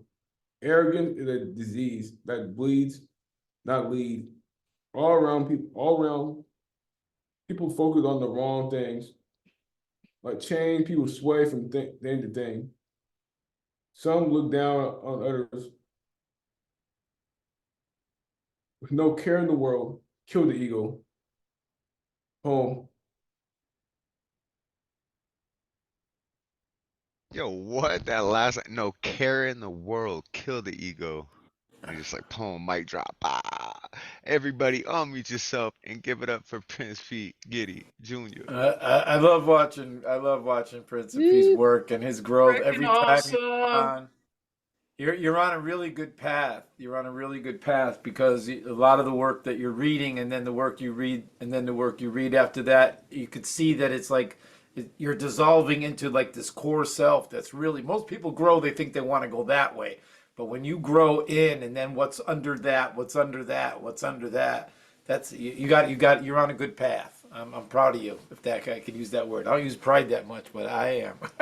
I'm proud of Principie, yo. He been coming over for over a year since like when we first started and like watching your poetry like grow in like just your performance and your like and your confidence in it and everything like you just look more radiant from like the first week you showed up here. You know what I mean? Like and just I love you, brother. And like I'm glad you keep coming through and reading us poetry. It's not easy, you know. Humility is a rough road, you know, sometimes because you could overdo it. You know, the best thing I ever learned about that particular path, from my perspective, is when I heard the Dalai Lama say, "There's no such thing as forgiving other people. You only have to forgive yourself." And that made sense to me as a giver and a carer. That was just profound because if there are people out there that are predators, and especially being a cab driver, there was a lot of homeless people and a lot of scams on the street. And some of them I used to call predators of compassion. They literally would look for compassion, and that would be like their prey. Look for vulnerability. So to understand that forgiveness is something that you do, that means somehow or another during the course of your life, somebody got under your skin. And the only thing you got to forgive is that happened, and then the problem is not yours. The taker is not yours. The one who harms is not your problem to heal and fix. You got to take care of that first. And I think that's like a cleaner way to say love yourself. Well, how about this? You got a song or something to say about that more in depth, CC? Because you up next, brother. If you I'm up could next. All share right, some yeah. art with me, I'd really appreciate it. All right, yeah. So I feel like doing this thing here, but it's a little intense, and then I'll do one that's a little lighter. They're both not that big. This one's called "You Are Running Out of Men," and for those of you that didn't hear me introduce this before, when they gave Bob Dylan the Nobel Prize for Literature, he had to do a talk, and I never heard this talk till recently. And Karen Magoon, do you know Tanya from New Hampshire? Are you related? I got to do that later on. So he did this talk, and in it he was mentioning all these great novels and these books that he's read, and somewhere in there he just said the words, "You are running out of men," and like a rock, you know, it just like the responsibility of having to write something when it hits you. That was it. I said, I have to write that song. And this is what came out. See if I can pull this off.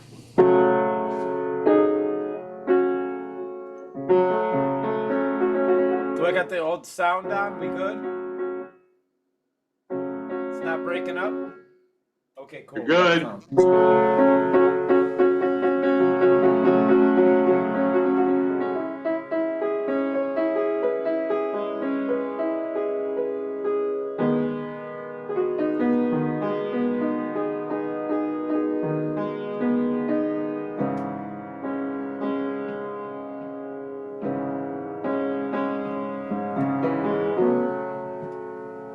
When privilege is a coward, floating on a wealthy sea made of nothing more than numbers and the blood of fears believed. Here fear has only one friend, then fear owns you, eats you, then kindly kills its mother. Oh, fear is a story afraid of dying, so it lives, just to make sure no one ever becomes love. You are running out of men. You are running out of men.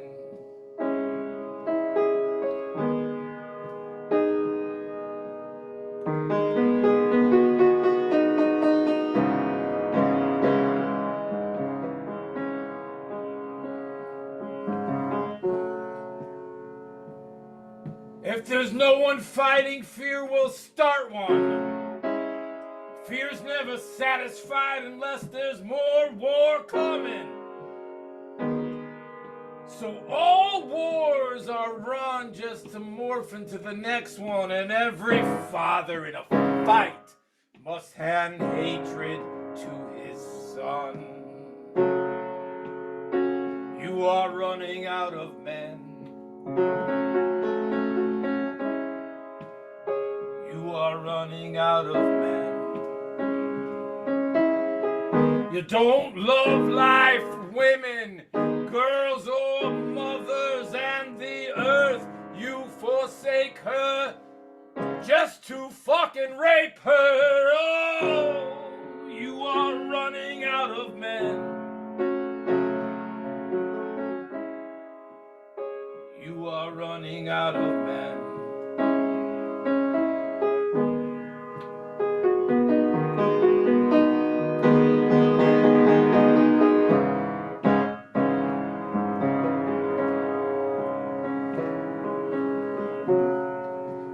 When privilege is a coward,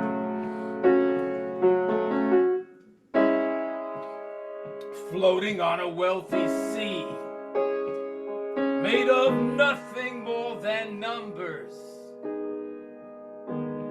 and the blood of fears believed. You are running out of men.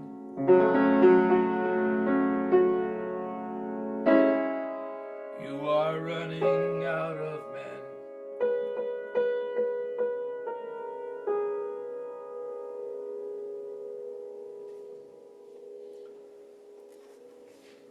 That's one. This one here is called, it's the opening line. Mirrors watering my mind.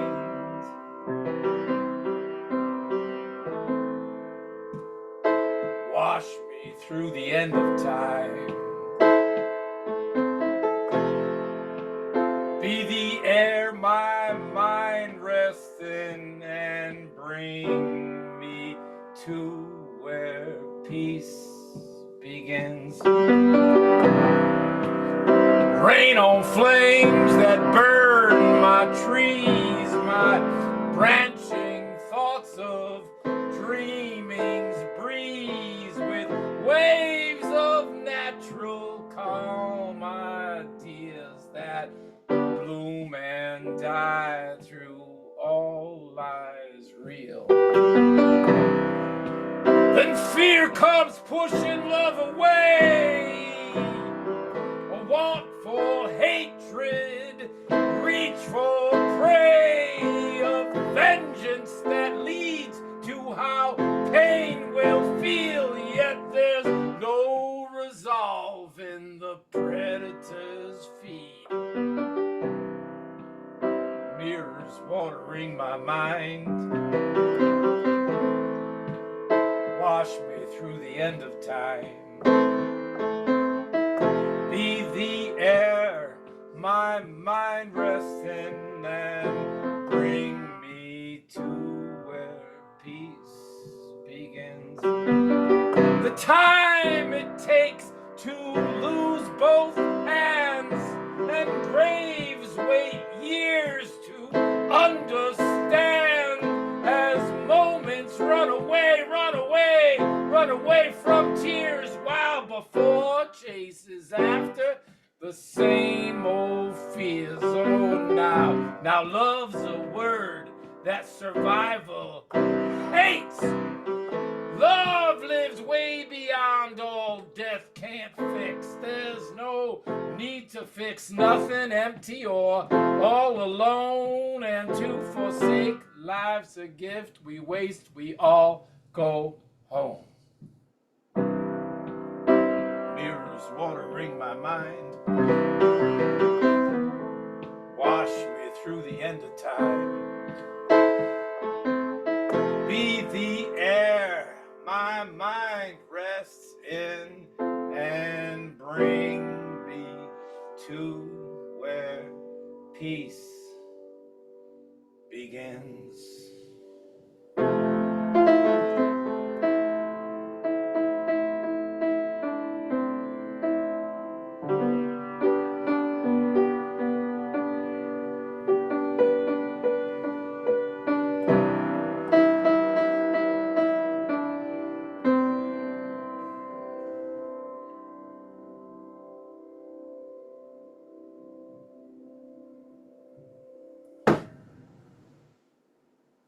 God damn it, CC. I fucking love you. You are one of my favorite musicians. Everybody unmute yourselves and give it up for CC Arshagra. So who would give 99 cents for a download of that if I can get into studio? Writing poetry books and recording a song is there's a price difference. Yeah. Well, no, but I mean, not really. It's Yeah, to master a song is between 1 and 10 grand a song to do it right. Depends on who you know. Yeah, no. This is, yeah, no. I've been researching this. I know musicians to do it right. Mastering a song that somebody once told me that if you take a song that you created, put it into a get your 9 favorite songs that you love to listen to on the radio, put them into a playlist, and then drop yours in and put it on random. If when yours comes up, it sounds as good, you got a song. That costs money to get that level. Yeah, You know?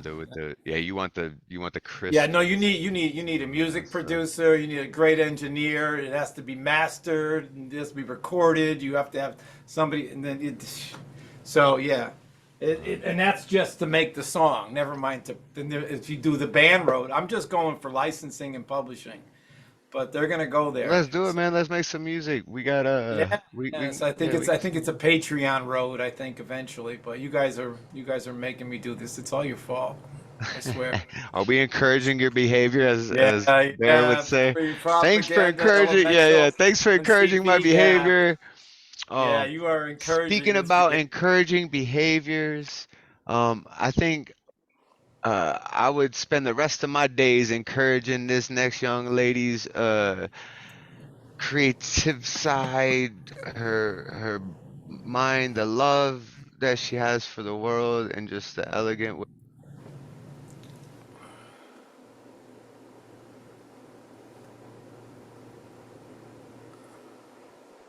Uh-oh. I think I might be dying. Karen. We can hear you, Thomas. You can hear me now? Okay. Yep. Okay, yeah. I hope that we encourage your behavior as well. And Aw, I'm gonna you're so ask you to sweet. be incorrigible and bless us with some poetry, and I would really appreciate it. Thank you so much, Thomas. It's not hard for me to be incorrigible, but I'm going to read a poem that I'm going to read on the 25th in Oakland. It is for the Iranian prisoners, and particularly for Tumaj Salehi, who has been in prison, I think, 7 years, simply for speaking out. He's a rapper, and he is speaking out against the government, and that's why he's in prison, and kind of worried that he might be killed. Tumaj Salehi, imprisoned in Iran for his words, imprisoned for his voice, imprisoned for speaking out against the death of Amini, Masa Amini, another unjust death. Tumaj Salehi is not alone. The list of jailed voices is long. The list of jailed voices demanding they be heard is long. The list of imprisoned voices extends beyond Iran, extends around the world. We know many of the names. Masa Amini was one, but she is dead for failing to cover her head sufficiently for the morality police. Tumaj is one for speaking of injustice, released on a judge's order, rearrested by order of the state, bound, tortured, demanding freedom for all prisoners, jailed, muzzled, suffocating, his voice smothered with the voices of others, demanding air, demanding freedom. To speak against injustice, to speak against government, until justice removes the muzzles on voices demanding to be heard, demanding justice. And you may remember John Pilger. He was not in prison, he died though, and these are a few words in his honor. John Pilger, Australian journalist, ushered us out of the year 2023 with his death at 84. Champion for the rights of his Australian Indigenous people and for justice in Vietnam, Cambodia, East Timor, and Iraq, wherever his vision and his pen led him. Over 60 documentaries critical of imperialism, of the United States and Great Britain, supportive of truth and truth tellers, fighting to the end for the release of Julian Assange. Pilger insisted, those who speak truth are our unsung heroes, our collective conscience. And so here's one I call The Light of Love. When will the light of love extinguish the fire of war? Without love, there is no victory. Without love, there is no reason, no season for creation or regeneration, never-ending sequence of events leading nowhere, as greed continues to produce teeth, biting into existence, yet decaying as they chew through the pursuit of flesh and mind for truth and justice, until there is only the worm of war, hostage itself to decay that destroys. When will the light of love extinguish greed that devours creation, leaving skeletal remains of animals and plants succumbing to climate change and pollution, to the cracking of earth by hominids, unaware of their own power to destroy, while the light of love flickers eternally, beckoning all of creation to warm itself in its fire. Is there time for a couple more? I'll go on a little bit. I walk through the rubble of. Please, I walk. please. Thank you, Magus. I walk through the rubble of war.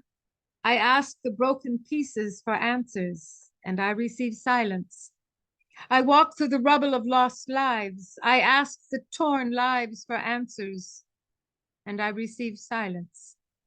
I walk into the meadows and forests. I walk into the tide coming to shore.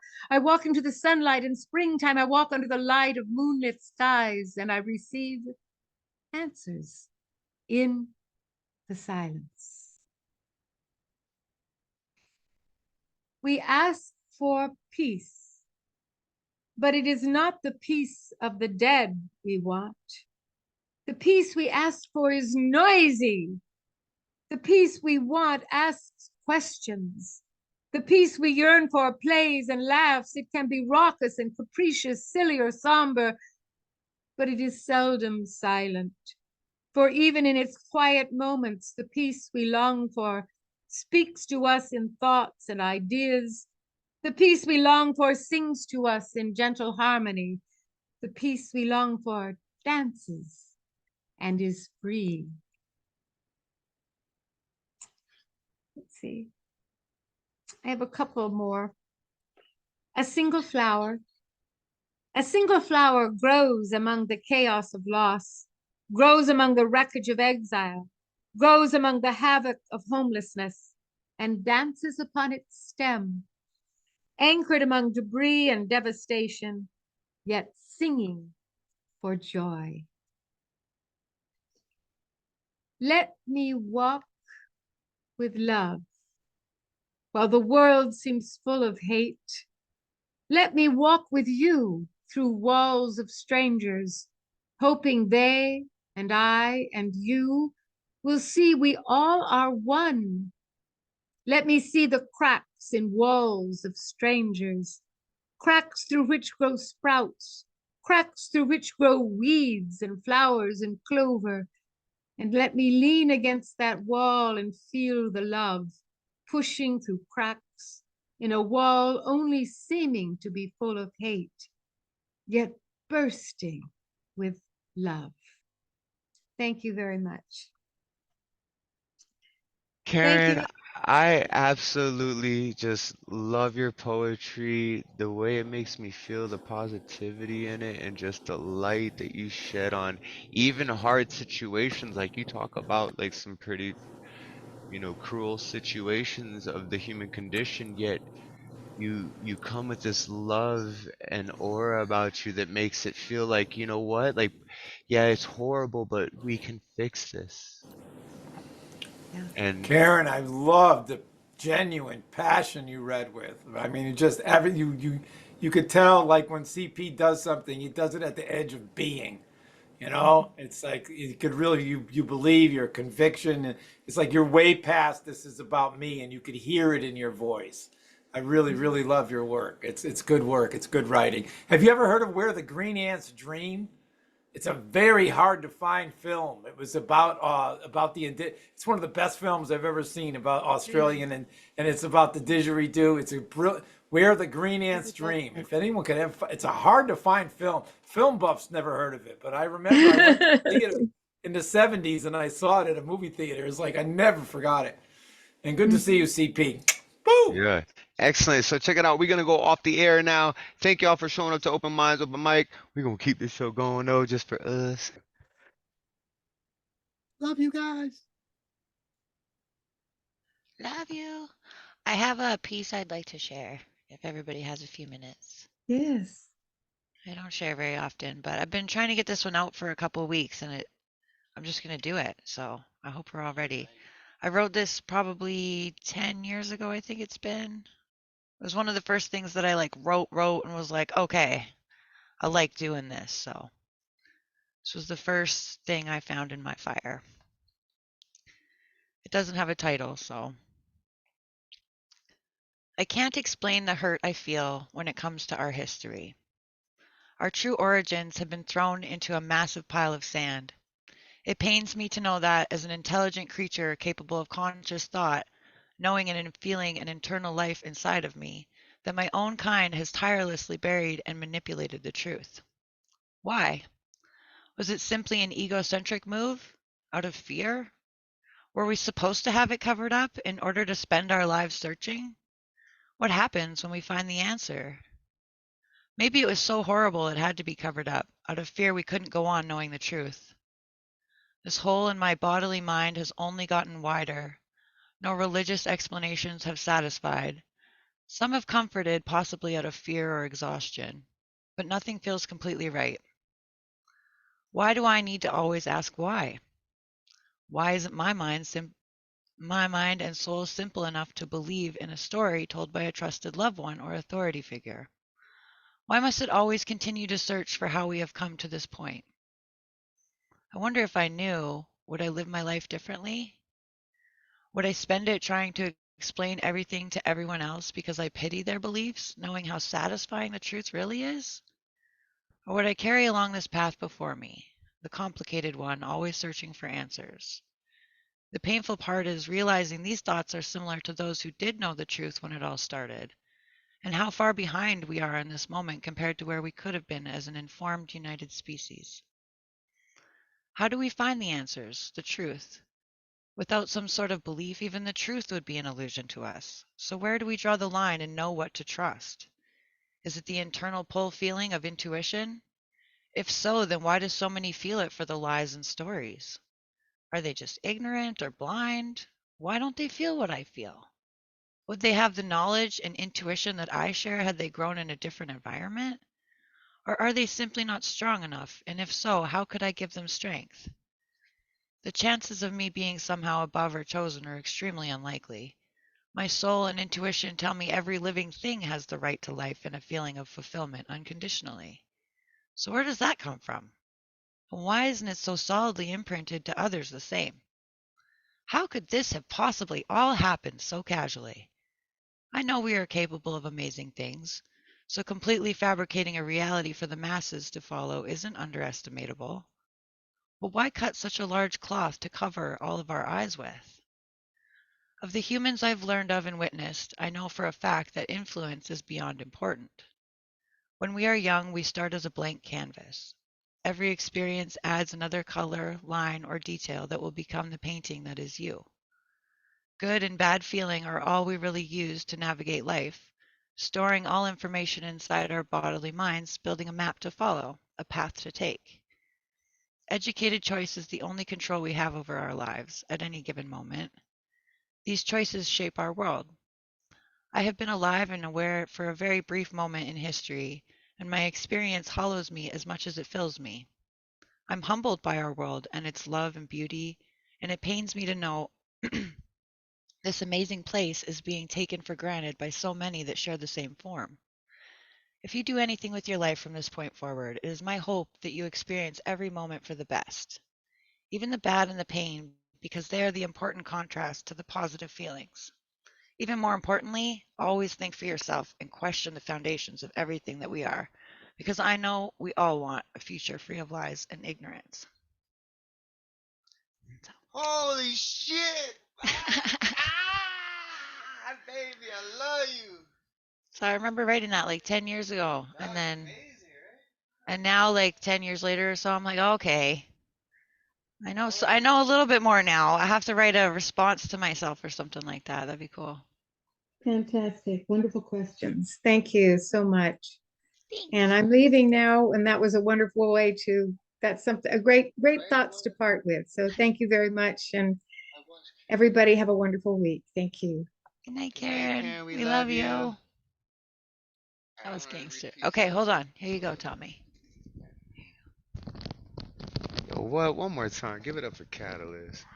What?